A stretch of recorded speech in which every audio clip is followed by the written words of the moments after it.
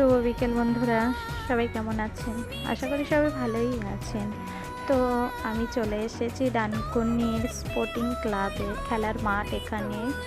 এখানে প্রতি বছরের মতন এবছরও